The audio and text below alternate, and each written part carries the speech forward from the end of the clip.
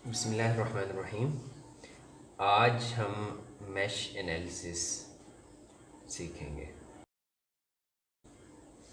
इससे पहले हमने नोडल एनालिसिस सीखी और हमने देखा कि किसी भी सर्किट को नोडल एनालिसिस के साथ कैसे सॉल्व किया जाता है। नोडल एनालिसिस में हम क्या करते थे, किसी भी सर्किट के अंदर नंबर ऑफ़ नोड्स मालूम करते और फिर हर नोड के ऊपर एक केसीएल लगाते। जितने नोड्स होते उतने ही केसीएल लगाते और हमारे पास उतनी इक्वेशन आ जाती हैं। उनको सॉल्व करके हम किसी भी सर्किट के अंदर अननोन मालूम करते थे। इसी तरीके से अब मैश एनालिसिस का जो ऑब्जेक्टिव है वो है में से अननोन पैरामीटर्स हमने मालूम करने हैं। अननोन चाहे कोई रजिस्टर है, कोई वोल्टेज है, कोई करंट है, कुछ भी हमने मालूम करना है। मेथड क्या होगा कि हम किसी भी सर्किट के अंदर पहले नंबर ऑफ़ मैश मालूम करेंगे,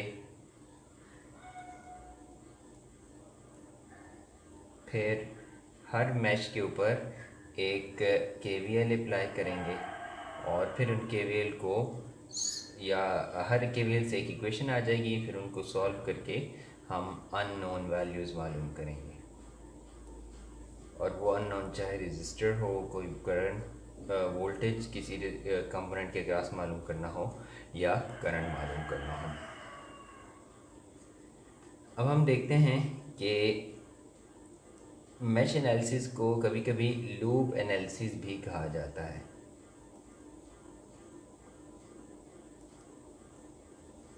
और ऐसे क्यों कहा जाता है, तो हम देखते हैं कि मैश और लूप में क्या फ़र्क होता है। इसके अंदर कितने लूप्स हैं और कितने मैश हैं। हम देखते हैं कि लूप को डिफ़ाइन कैसे किया जाता है।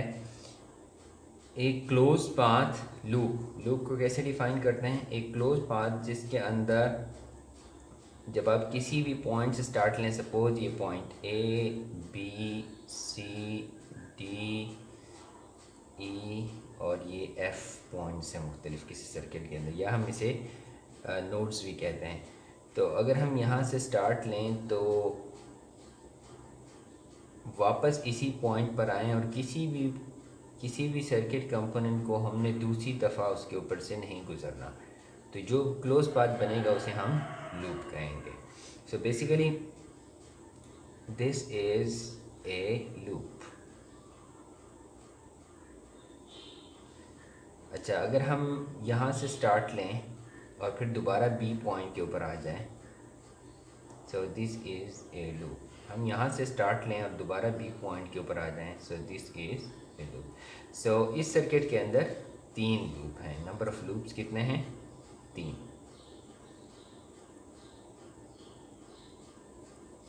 इसी तरीके से इस सर्किट के अंदर मैश कितने हैं, मैश को कैसे डिफ़ाइन किया जाता है।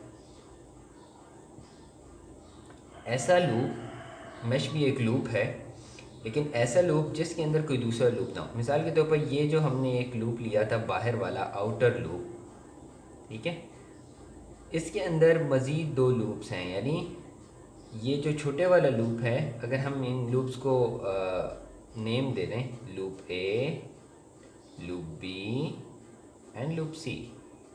सो लूप ए बाहर वाला है, आउटर लूप है, और लूप बी और लूप सी इनर लूप्स हैं। सो हम कहते हैं हमारे पास ए बी और सी 3 लूप्स हैं, but A is outer loop and 2 B and C are inner loops. Fine. और इन इनर लूप्स के अंदर कोई और लूप नहीं है। जबकि मैश क्या होता है, एक ऐसा लूप जिसके अंदर कोई दूसरा लूप ना हो। यानी इस एग्जाम्पल के अंदर लूप सी और loop B, these two are called meshes. So B and C are meshes और A B C are loops. So इतने हार्ड एंड फास्ट रूल नहीं है। आप एक दूसरे को मैश एंड लूप भी कह सकते हैं, लेकिन ये इन सब के अंदर फ़र्क है। अब हमने देखना है कि किसी भी सर्किट को मैश एनालिसिस के साथ कैसे सॉल्व किया जाता है। सबसे पहले हम एक एग्जाम्पल सर्किट लेते हैं।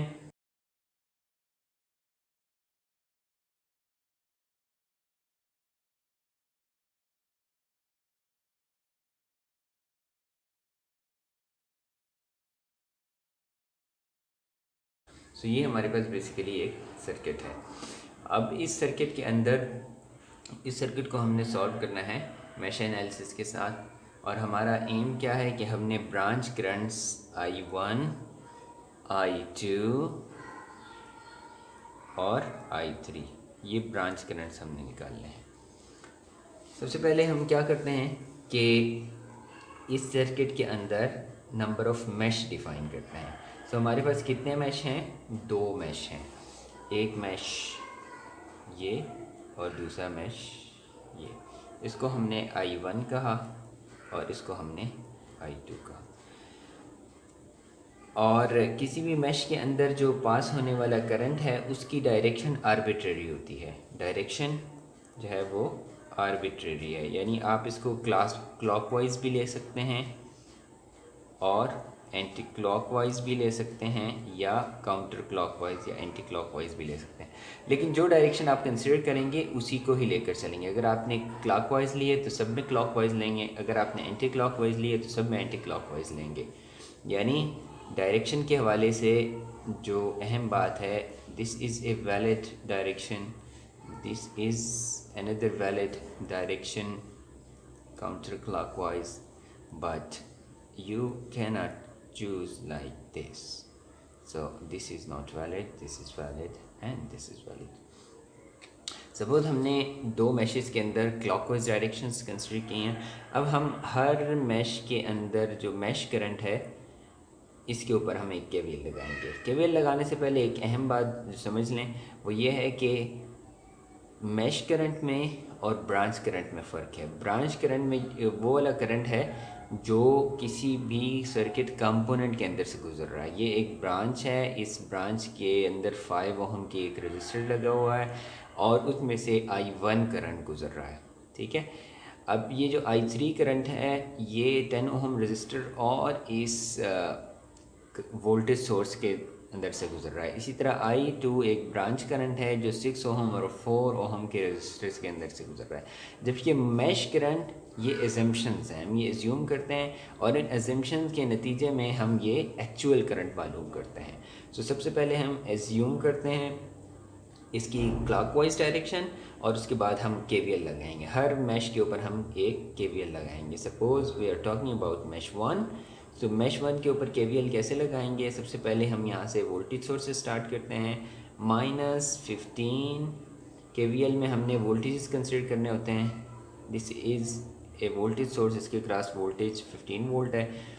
5 ओहम के क्रॉस वोल्टेज सोर्स कैसे आती है? V = IR, इसमें से गुजरने वाला करंट और इसके रेजिस्टर को मल्टीप्लाई कर देते हैं। तो इसमें से गुजरने वाला करंट कितना है? I1 plus I1 times the resistor which is 5 ohm, और यहाँ पर प्लस यहाँ पर कितने करंट गुजर रहे हैं? देखिए, मैश करंट 1 ये नीचे की तरफ आ रहा है और मैश करंट 2 ये ऊपर की तरफ जा रहा है। सो हम क्या करते हैं, I1 नेट करंट जो इसमें से गुजरेगा वो क्या होगा? I1 minus I2। So I1 minus I2, this is a current passing through 10 ohm resistors and then plus 10 is equal to 0। So this the KVL equation for mesh 1। अब हम इसको सिंप्लीफाई कर लेते हैं। I1 this is I1,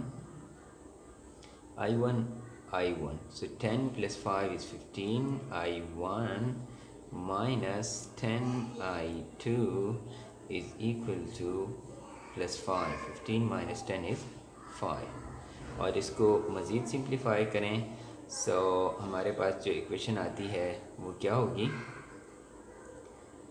3I1 minus 2I2 is equal to 1। अगर हम इसको 5 से डिवाइड कर दें तो हमारे पास ये पहली मैश इक्वेशन आ गई। मैश 2 की KVL इक्वेशन कैसे बनेगी? बिल्कुल इसी तरीके से हम इस वोल्टेज सोर्स से स्टार्ट लेते हैं। -10 + 10 I2 minus I1, I2 current ऊपर की तरफ जा रहा है, I1 करंट नीचे की तरफ आ रहा है। चूँकि ये करंट शेयर हो रहे हैं इसलिए हम इनका डिफरेंस लेते हैं, कॉमन है एक ब्रांच इनके दरमियान में, and then plus 6I2 plus 4I2 is equal to 0। हम इसको सिंप्लीफाई कर लेते हैं। So minus 10I1, then 10 and 10s plus 20I2 is equal to 10। और इसको अगर हम सिंप्लीफाई कर लें तो हमारे पास 10 से डिवाइड कर लें, -I1 plus 2I2 is equal to 1। तो दिस इज़ इक्वेशन नंबर 2। और इस इक्वेशन 2 से हम एक और डिडक्शन भी कर सकते हैं, और वो ये कि I1 is equal to 2I2 minus I1। इसको हम पुट करते हैं, पुट इन इक्वेशन 1। इसको हम इक्वेशन 1 में पुट करेंगे। सो इक्वेशन 1 हमारे पास क्या थी?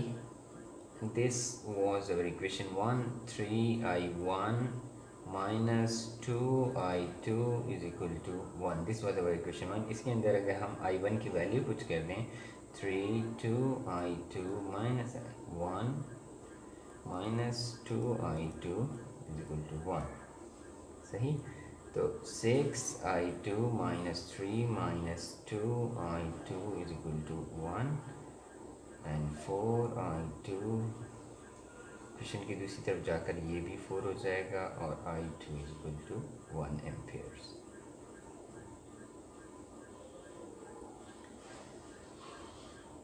अब हम यही वैल्यू दोबारा इक्वेशन 1 में या इक्वेशन 2 में किसी में भी पुट कर सकते हैं।